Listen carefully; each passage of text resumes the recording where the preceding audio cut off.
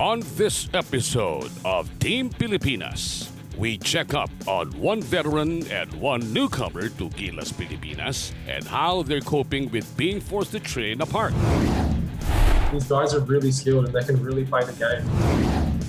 Can our female boxers medal in a very strong field at the Tokyo Olympics? Ito yung perfect stage to launch women's boxing dito sa ating teritoryo. If Petesio and Magno can gain high grounds dito sa competition na ito ang perfect launching pad in my opinion. And we analyze the rivals of our Olympic weightlifters heading into Tokyo. The performance is still there. Hopefully, she can still maintain, if not improve, in time for the Olympics. The younger generation of lifters are definitely going to take the mantle and bring us a lot of medals in the future.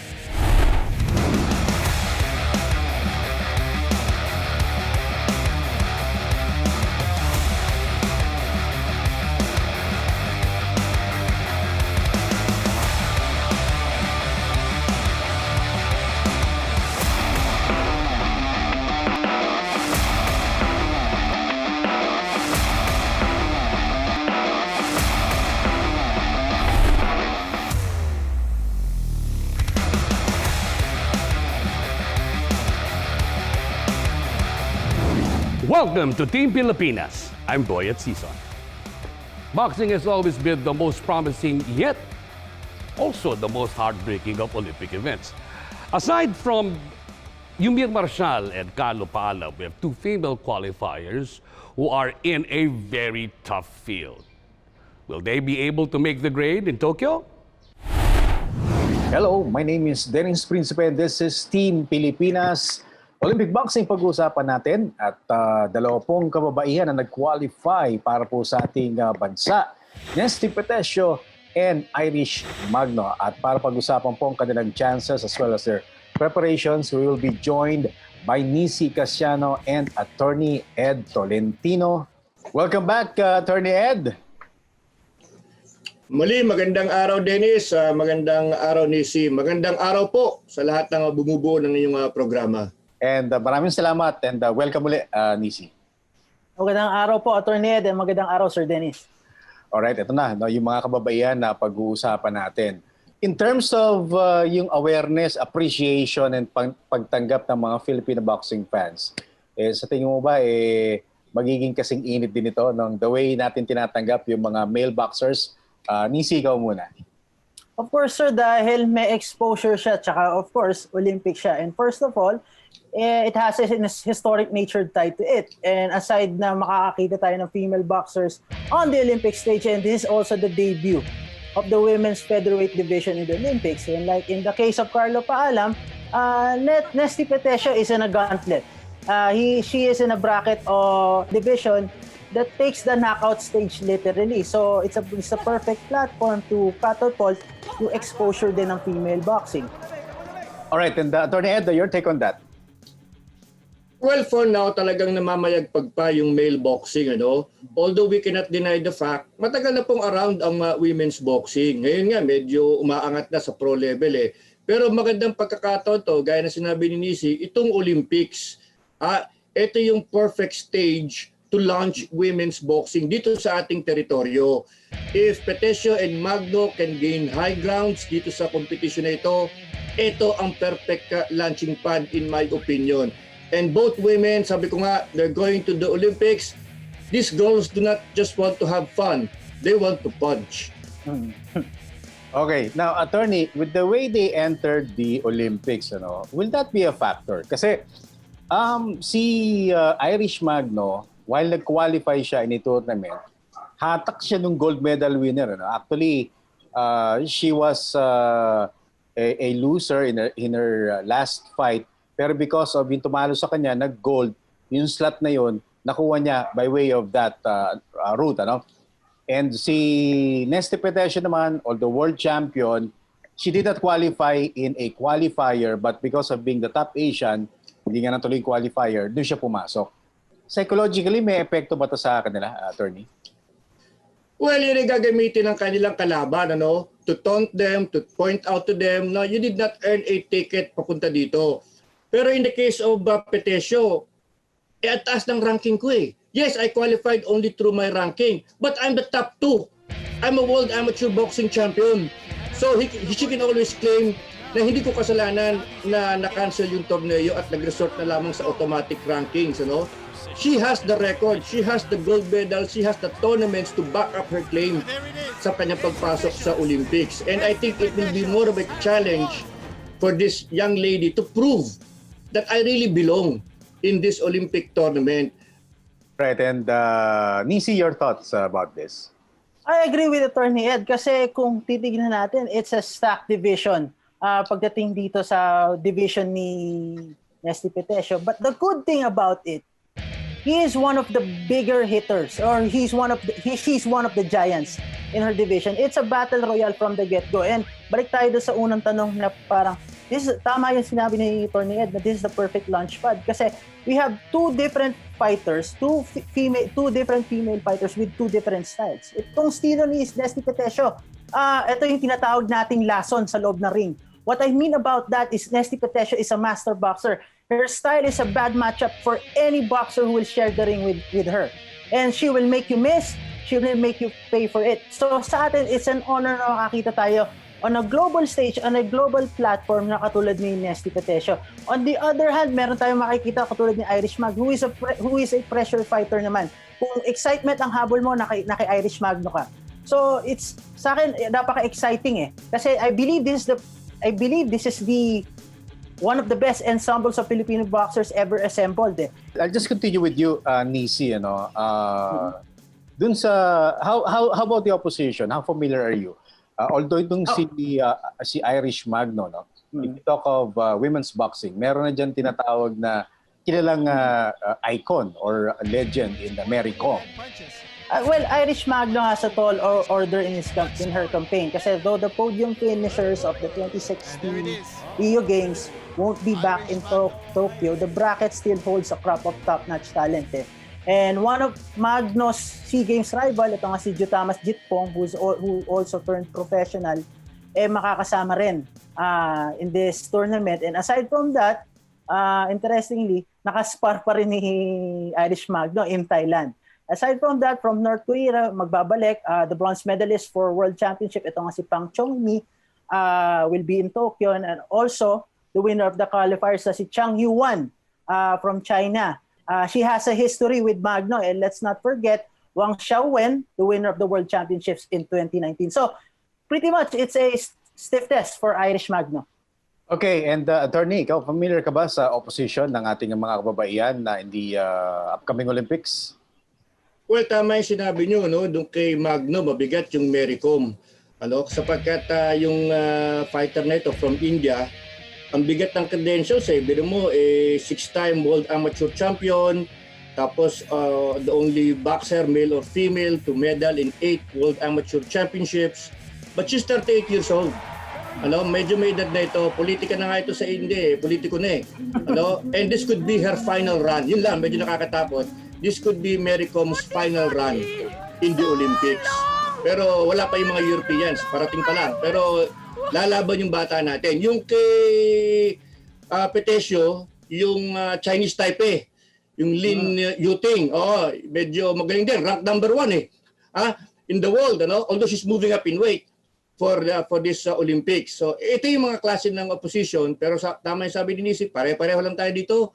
Pare-pareho lang tayo bago sa Olympic world level na ito. So even Stevens tayo. I think right now, it's safe to say na we can't claim to be battle ready sa laban na to because a lot of the nations na kasama rito sa Olympics, they were able to tour the European circuit na mag-campaign. Tayo, ito lang kung sakasakali, yung Asian Championships lang will be the only tournament na sasalihan natin. Oo, malaking bagay yan, Dennis. So, siyempre, sabi nga natin, itong tournament na ito ang perfect way to fine-tune yung skills. Forget the gym wars. Itong tournament, the pressure, the crowd, everything at stake, lahat ng yan nandyan sa actual na tournament. Wala yan sa mga sparring sessions. At mabigat yung dinala ng pandemic dito sa atin, ano? Sana lang naisingit kahit isa o dalawang torneo close to the Olympics. Yun sana maganda, yun ang hinahanap natin. Okay, and Nisi? Medyo nakakabahala siya, Sir Dennis, kasi nga nabigyan sila ng pagkakataon na kapag-ensayo ulit around siguro January and February. Tapos, alam mo, baka hindi pa matuloy itong ini-expect na torneo na darating sa Mayo in New Delhi. So nakakabahala siya, pero tama yung sinabi ni Attorney Ed na talagang own initiative na rin ang kailangan gawin ng ating mga Filipino boxers. And also, I commend also Yumer Marshall for taking the initiative na gumawa talaga siya ng paraan kasi dun mo rin makikita kung ano yung priority niya at the moment, which is the Olympic gold medal. Okay, and as always, napakasarap na makakwento ninyo. Hope to have you again dito sa ating Team Pilipinas. Attorney Ed, maraming salamat sa iyo. Maraming salamat, Nisi. Maraming salamat, Dennis. Maraming salamat po sa inyo lahat. And Nisi, thank you also for joining us.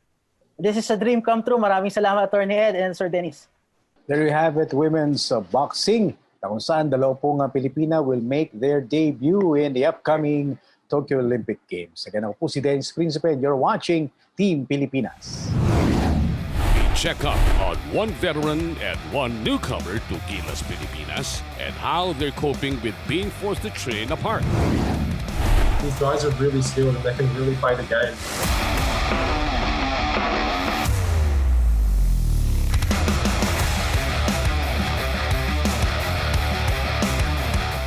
Bahagi na ng buhay nating mga Pilipino ang sports. Mula sa panahon ng unos, sa tamis ng tagumpay, sa kabila ng pagbabago ng buhay, ang Philippine Sports Commission ay patuloy na maglilingkod sa sambayanan at atletang Pilipino.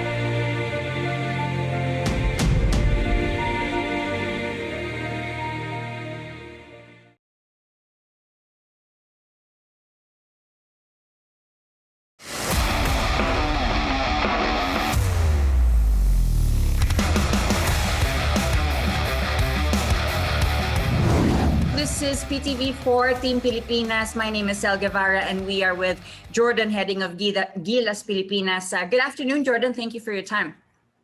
Hi, thanks for having me on. Yes. So we know that you guys have already got out of the Kalam bubble. And just, tell us the experience of being together for at least even if it was a short period of time. Can you tell us about your experience in the bubble?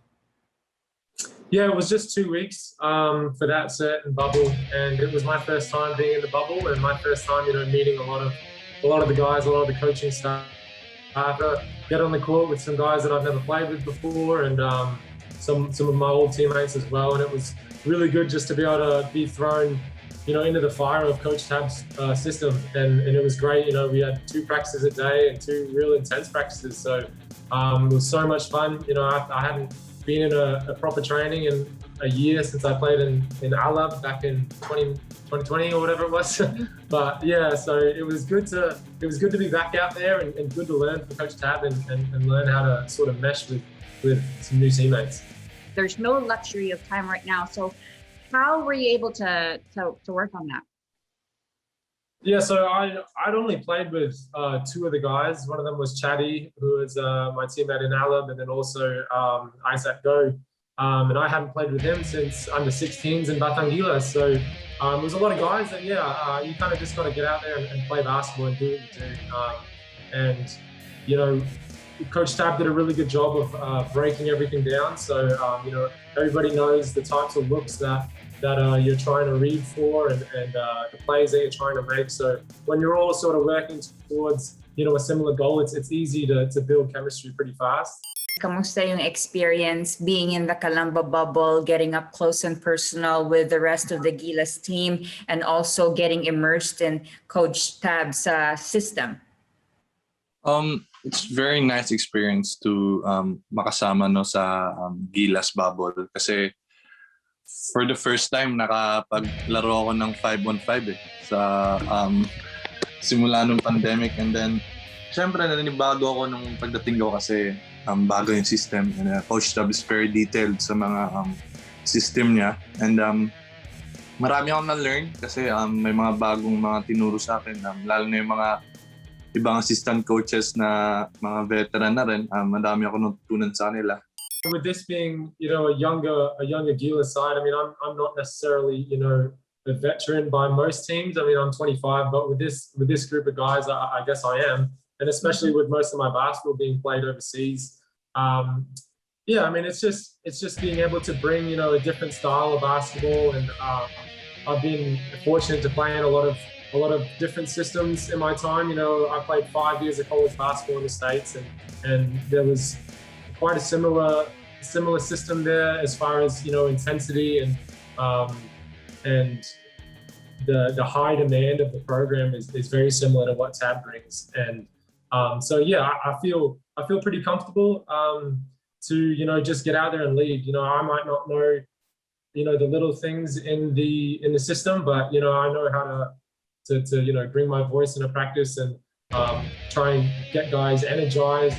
As a veteran, given that this is a very young team, you can impart so many things given your vast experience in international basketball.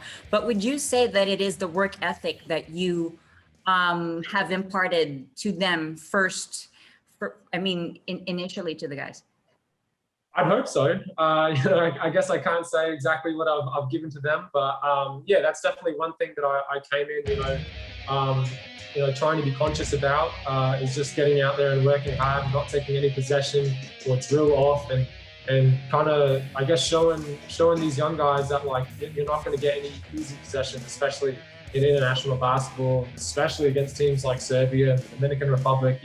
There's going to be a lot of physicality, and you're not really going to get a whole lot of room to breathe and take it easy. Everything's going to be coming at you fast, and I think it's good for these young guys to get a taste against guys that have had a little bit of international experience.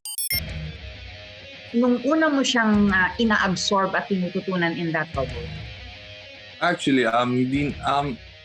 para sa akin sa system ko din sa pinanggalingan kong school, there was similarities naman eh. But the difference is very detailed talaga. I mean, detail by detail talaga eh. So, parang ako, it's like 30 minutes of talk, 30 minutes of play eh. So, parang nanibago rin ako kasi talagang perfection yung parang hinahanap nila every training. How did you prepare yourself getting into that twice-a-day practice that you had in the Calamba bubble? Because definitely you have to be physically ready for that. Yeah. Actually, it's very hard kasi syempre pumunta kami ng bubble, puro individual training lang eh. So, puro dribbling skills, and then sobrang bihira na makapunta ka ng court to play 5-on-5, panay shooting lang, ganun. So, it's very hard. Pero after a week, naka-adjust naman. Syempre nakakapagod kasi training namin hindi naman parang relax lang, very detailed, madidrain din yung mentals mo kasi it's very detailed defense and offenses, Coach Tab.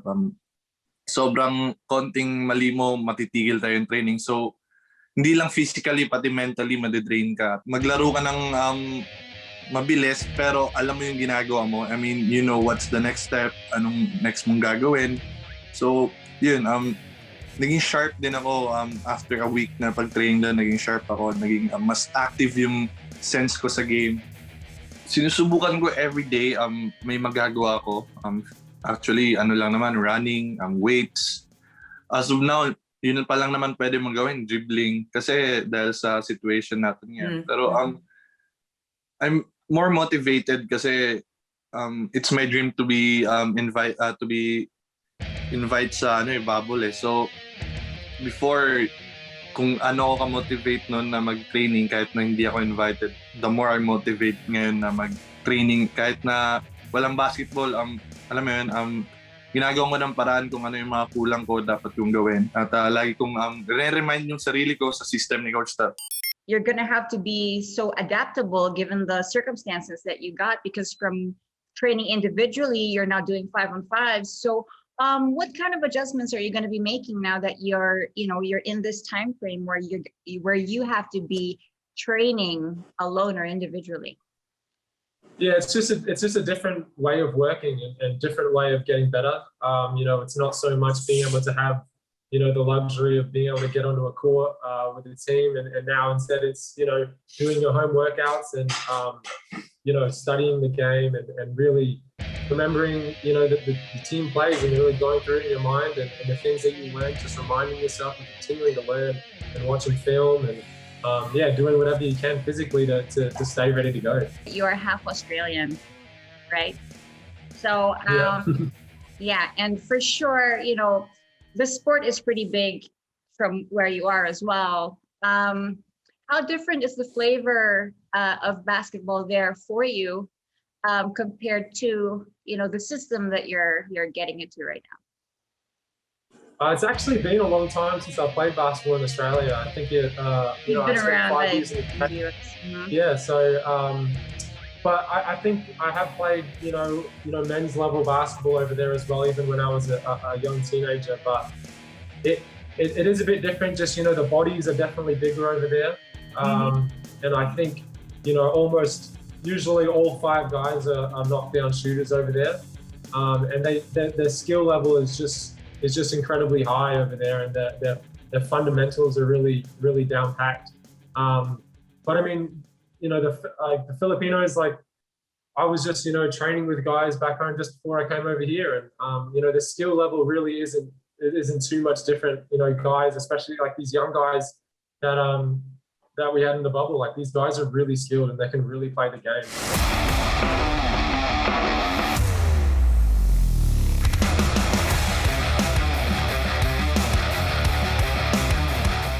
Bahagi na ng buhay nating mga Pilipino ang sports.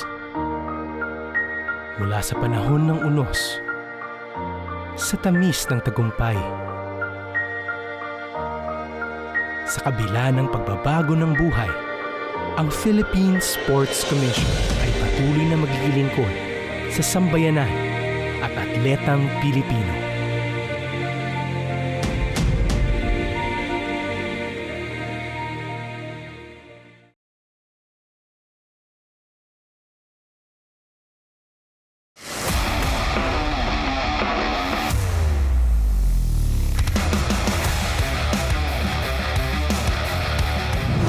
Unknown to many, the Philippine Sports Commission and the Commission on Higher Education have formed a partnership to address 2 needs. One is to strengthen sports at the tertiary level, the other to further education in sports. Chairman, how did this partnership between CHED and PSC start? Paano ba nagsimula yan? Well, Chairman Butch and I have known each other for some time. So Chairman Butch came over to the office and he started discussing the problems of Philippine sports, especially at the collegiate level. And on my part, it was quite easy to understand it because I've been very involved in sports for a long time. And I know the problems of a lot of athletes because my daughter was an athlete who got gold in rhythmic gymnastics in Palarong Pambansa. So I was a sports parent for a long time, and I knew the travails of young Filipinos as they move up the sports development. So madali kaming nagkausap. The problem was very basic. On the part of the Philippine Sports Commission, it knew that the sports development of young Filipinos was not very structured, not very consistent as you move from K-12 to higher education. And therefore, whatever plans of sports development and development of athletes the Philippine Sports Commission had, it cannot really aggressively push for it because it did not have the institutional mechanism to help, because the various higher education institutions are not under the PSC, they're under the CHED, and the K-12 was under the DepEd. So PSC has to work with the DepEd and the CHED to push for its mandate to develop young people. Of course, the DepEd and CHED have a responsibility, have a mandate under the law also for sports development. But I suppose in the past, they have also not sat down and worked with the PSC very seriously. So it was on both sides. It was quite easy to agree on a lot of things. And so from that original meeting, we started planning out what are the next steps institutionally between CHED, between PSC and DepEd. And Chairman Butch was talking about sitting down together, having a sports summit, aside from very specific projects of the Philippine Sports Commission. How does the framework work out, no, between the two agencies? Paano yung binalangkas yung partnership ninyo? Well, it was always problem-driven. We identified what are the problems that are there and how do we start correcting it. For example, the management of sports activities at the higher education level are done mostly by universities. The commission has very little participation. So when you talk about UAAP, NCAA, you talk about the leagues of the state universities and colleges, etc. CHED was like a bystander. So in a sense, it is really because CHED has also neglected its mandate to work on sports development. Medyo napabayaan. I don't know why. That was the reason over the past administrations. And therefore, different universities, different leagues, different sports activities had different set of calendars. They had different set of selecting who are the participants, etc. And that is a very disorienting situation. If the Philippine Sports Commission and the national government want to assist athletes or identify athletes for the national training pool or for sports competition abroad, it doesn't know where to start. Because the sports calendars are different. They're not organized similarly. Doon sa iba, may basketball, may volleyball, yung iba tawag dito, may swimming, yung iba wala. So it sets back whatever intention the national government has in identifying good athletes, helping train them, sending them to competition. So that was a very big problem. The second one is the universities have not been, or the good universities with very good sports programs are not assisting the others. Nagkakanya-kanya sila, no? For example, one big problem in sports activities at the higher education level is the relatively low level of professionalization of coaching, for example, across various types of sports. So somebody, the leading universities must step up and must be assisted by CHED and the Philippine Sports Commission to start the ball rolling by designing systems, continuing professional development programs, certification programs, so that the coaches in the different sports will continue to be upgrading their skills using international standards, using benchmarking with other universities in the region and globally. That needs leadership on the part of the PSC, the CHED, and of course, the leading universities. In the past, walang ganon. May programa dito, may programa dyan. Walang general program across types of sports. And therefore, mapag-iiwanan tayo ng mga ibang bansa because their universities are more active. No? So that is an area where the PSC and the CHED immediately agreed to work together. And on the part of CHED, we've started funding top Philippine universities to link up with the top universities in other countries to develop not just graduate programs, but continuing professional development short courses for our coaches in the different universities. Because on their own, the universities would not have the funds to send their coaches and their PE teachers abroad. That is where the national government can come in by funding the training program, sending them abroad for continuous training. So these are immediate problems that PSC and CHED said we should sit down and start addressing it. Marami pa yung iba, no? Marami pa yung iba. For example, we don't know what sports are being prioritized across different leagues in higher education.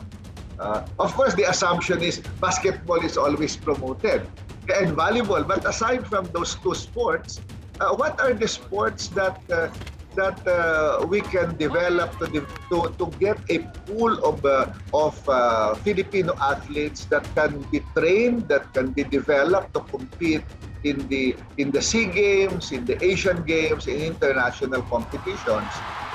Iba-iba yan. Iba-iba yung decision making. Lastly, Chairman, paano yung magiging implementasyon nito? Paano nyo maisasakatuparan yung mga plano ninyo? Ano bang proseso niyo? Well, we already signed a memorandum of agreement on how we can work together. The development of a master plan on sports and wellness in higher education is the mandate of CHED. Okay? But in the development of that, the Philippine Sports Commission is the one that has the technical expertise to help us. So yun ang isang major area of cooperation. How do you develop a master plan for health and wellness in higher education? And how can you bring together the resources, the expertise of the Philippine Sports Commission, of CHED, and of course the different leagues that are already developing? So part of that master plan is creating a system of sports development from K-12 up to the higher education level. Part of that is answered, for example, by the recently passed law creating a National Sports Academy. And in the National Sports Academy, the ones who sit on the board of that is the Philippine Sports Commission, CHED, DepEd, and the Philippine Olympic Committee. So we have finally passed a law that will create a specialized school at the secondary level where the focus is on the development of athletes while they are still students. We analyze the rivals of our Olympic weightlifters heading into Tokyo. The performance is still there. Hopefully, she can still maintain, if not improve, in time for the Olympics. The younger generation of lifters are definitely going to take the mantle and bring us a lot of medals in the future.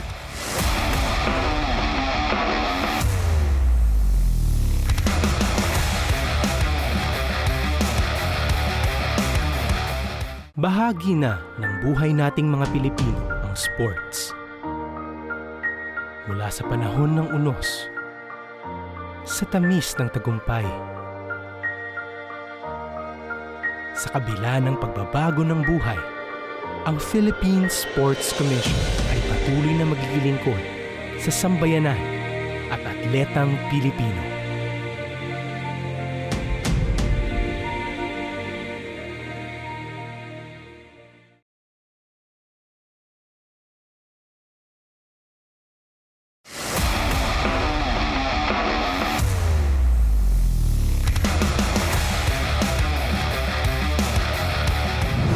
Olympic weightlifting has given the country so much hope since Hylin Diaz earned a silver medal in 2016. But so much has changed for good and bad since then. Her weight class was consolidated, the pandemic caused a 14-month layoff, and she is no longer alone in carrying the flag. Welcome to Team Pilipinas. I'm Nisi Casiano. In 2 months, Hylin Diaz will be back on the Olympic stage in quest of the Philippines' first Olympic gold medal. Here to help us understand her chances in Tokyo, our strength and conditioning coach, Jason Monteverde, and CrossFit coach, Michael Bugs Estepona. Hylin is coming off a 4th place finish at the Asian Championships in Uzbekistan, but regardless of the fact that she was sidelined for over a year, at least over a year due to pandemic, she managed to pull off that kind of performance. So, Coach Jason, I know you worked closely with Heidelin from 2012 to 2016. You also helped her organize the Heidelin Diaz Weightlifting Open Championship. Knowing her for a long time, how special is Heidelin as an athlete? She's a generational talent. You're not gonna come across an athlete of her level, often. So she's absolutely very special. And even though she was on a break from competition, she's actually been training very hard in Malaysia. And her performance, she's actually been the strongest I've ever seen her in a long, long time. Ever since she dropped down in weight class, because she used to compete at 58 kilo, I think.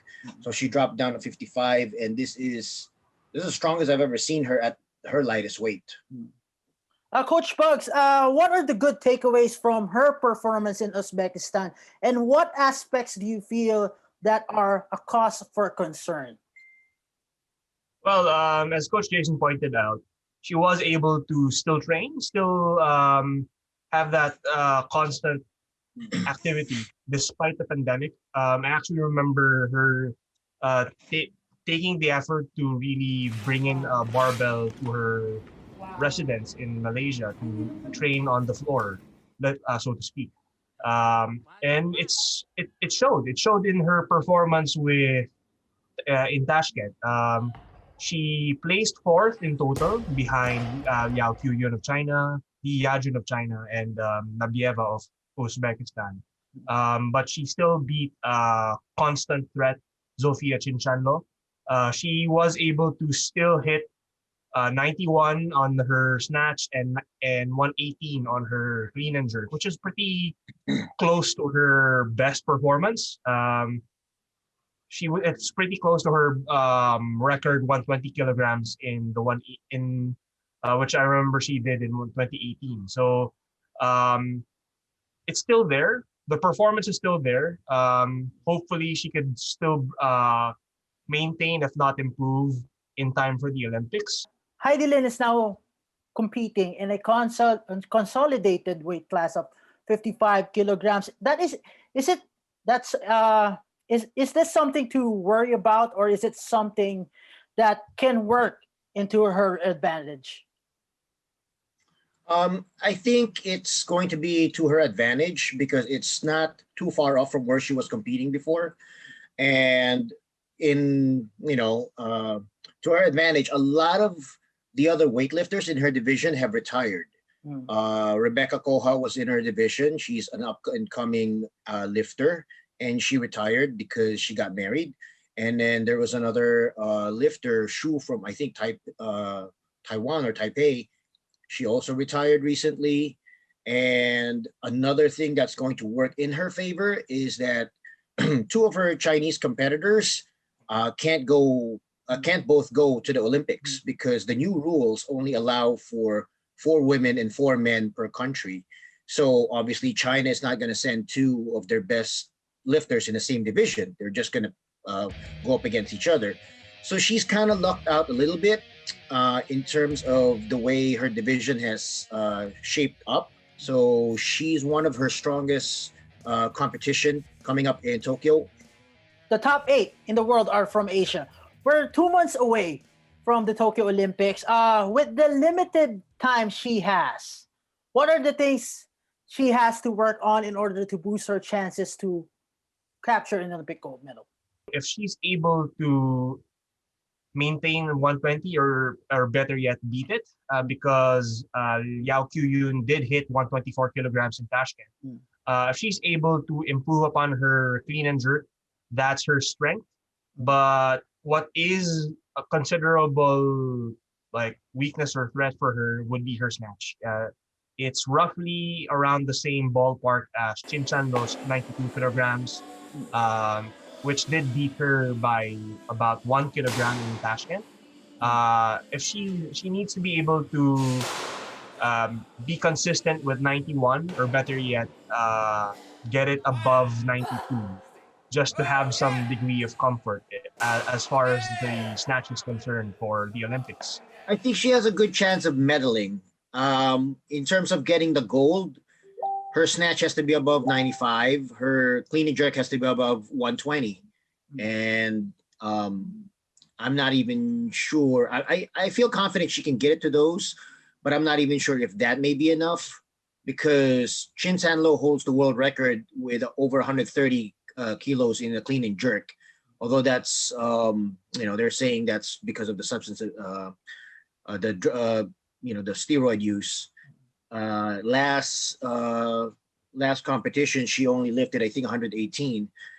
So it dropped down by a lot. So I think maybe the 3-year layoff for her because of the ban has dropped her numbers down. But in weightlifting, once you start to train, you start to slowly get back into those previous numbers. So who knows if she gets back to her previous strength. If she does, she's going to be a major threat.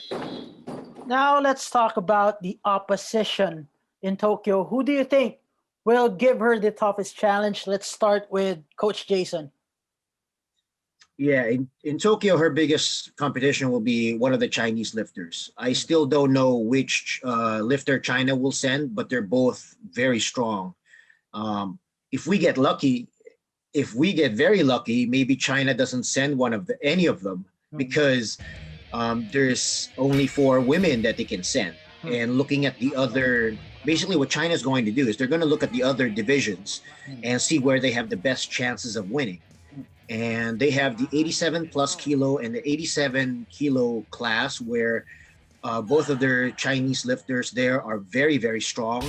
And so they might pick those 2 weight classes, and then they have to pick 2 more. If we get lucky, maybe they don't select the 55 kilo. Then that's one athlete we don't have to worry about. But if they do, then China is going to be the biggest threat. And the other competition is going to be the lifter, Chin San Lo.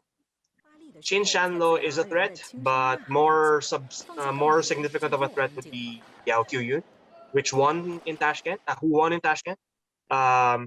She hit a 98 kilogram snatch and a 124 kilogram clean and jerk. Assuming she's very consistent with those numbers, and I think she is for the most part. She is a very substantial. She is a shoo-in for gold if she is consistent with those numbers. It's head and shoulders above everyone else in the division. But yeah, that's who Coach Hidden needs to look out for, and that's who she's gunning for. And as far as beating with her snatch and clean and jerk. So again, if she's consistent and or better yet, improves upon her lifts, then she has a good chance of getting a medal, hopefully gold. Now let's talk about her impact on both the weightlifting and the fitness communities. Now that we have Vanessa Sarno, Mary Flor Diaz, Cristel Macrohon, the future is looking bright. As coaches, have you already imagined the ripples that will create if she goes home with another medal in Tokyo? Let's start with Coach Jason. Yeah, I mean, her influence, not just in weightlifting, it surpasses that. It goes into fitness, into CrossFit, general strength and conditioning is just massive. And a lot of the weightlifters, the younger generation of weightlifters are very much inspired by her because they see the possibilities. They see that, wow, this girl who came from Zamboanga out of nowhere is just, she's made it big. She's become international. And it's kind of funny, one of the girls who were in the weightlifting team, and she just messaged me recently because of, the Asian Championships, and she saw all her peers were winning medals. And she wants to get back into it too. The younger generation of lifters are definitely going to take the mantle and bring us a lot of medals in the future. Something that really speaks to Coach Hidelin's character and her values, both as an athlete and as a human being, is the fact that she actually devoted a lot of her winnings, her winning purses from competitions past, especially the 2016 Olympics. She actually made it a point to invest all that in a gym not just for herself, not just for her own personal use, but to actually invest in gyms and competitions like the Hidden Diaz Weightlifting Open Championships, which Coach Jason actually helped organize the first edition of. In Coach Hiden's own words, to find and develop our own future athletes. It really speaks to the character that she has. It really speaks to the influence that she wants to have in building future generations, future athletes, not just in weightlifting. As you can see, it's actually generated a lot of interest, not just in weightlifting itself, but in the larger fitness community as a whole. Gentlemen, thank you for taking the time to be with us today. And that's this week's episode of Team Pilipinas. I'm Boy at Season. Join us every Saturday at 4 p.m. only here on PTV. Para sa bayan. And always remember, we are all on the same team. We are Team Pilipinas. See you next week.